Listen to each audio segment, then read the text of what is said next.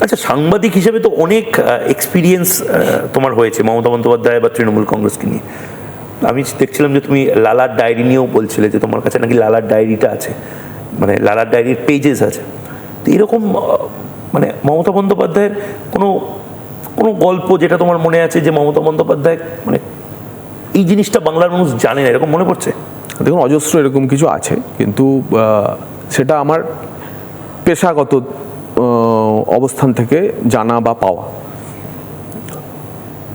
লালার ডায়েরিও তাই। সাংবাদিক হিসেবে কোনো একটা লালার মানে বেসিক্যালি কয়লার কেলেঙ্কারির খবরও ওই সময় যে যা হতে চাইছিল সম্ভবত আমার লালার ডায়েরির খবর আমারই ব্রেক করা ছিল। হাতে কাগজপত্র নিয়ে আমরা করতাম না সে সময়, তো সেই সব কারণে।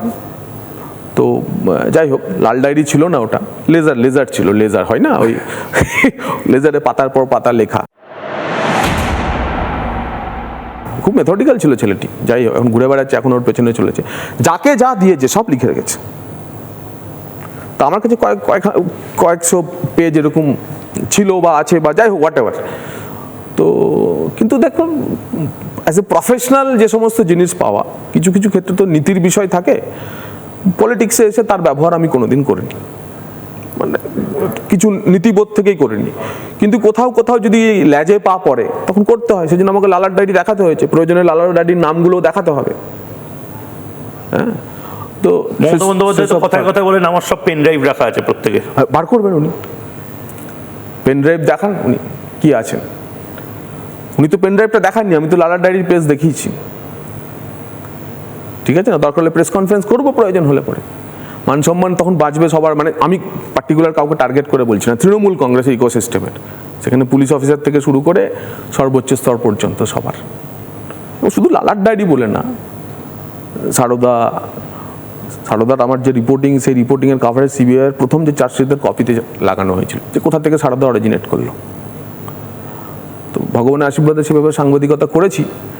প্রচুর মানুষ আমাকে বিশ্বাস করতেন, তাই বিশ্বাস ভরে দিয়ে দিতেন কাগজপত্র। তার ব্যতীত কিন্তু সাংবাদিক হিসেবে বা এখন নেতা হিসেবে একটা জিনিস তো জগন্নাথ দা, তুমিও বিশ্বাস করবে যে মমতা বন্দ্যোপাধ্যায় শুধুমাত্র যে মদন মিত্র, চন্দ্রিমা ভট্টাচার্য বা শশী পাজার উপর ভরসা করেন তা নয়।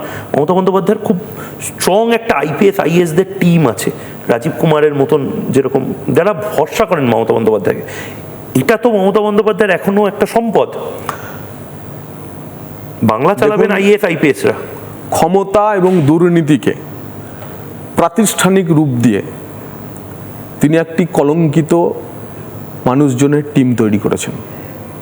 ক্ষমতা এবং দুর্নীতিকে প্রাতিষ্ঠানিকতার রূপ দিয়ে, এটাকে টিম বলে না, এটাকে বলে যেন তেন প্রকারেণ ক্ষমতায় থাকার জন্য একটি বাস্তুতন্ত্র তৈরি করা। এরকম টিম একটা সময় সিপিএমেরও ছোট ছোট জায়গায় ছোট ছোট নেতা। সিপিএম বুদ্ধবাবুকে কি সবচেয়ে বড় বিশ্বাসঘাতকতা করেছিলেন ছোট ছোট জায়গায় ছোট ছোট নেতারা সিপিএম আমলেও তৈরি করেছিল।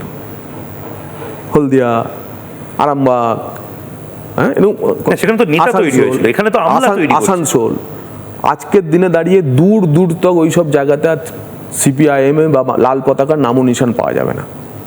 নানা ধরনের কন্টেন্ট দেখার জন্য লাইক করুন, শেয়ার করুন আমাদের ফেসবুক পেজ, সাবস্ক্রাইব করুন আমাদের ইউটিউব চ্যানেল। পাশাপাশি অন্যান্য ব্রেকিং নিউজের জন্য অবশ্যই চোখ রাখুন রিপাবলিক বাংলায়।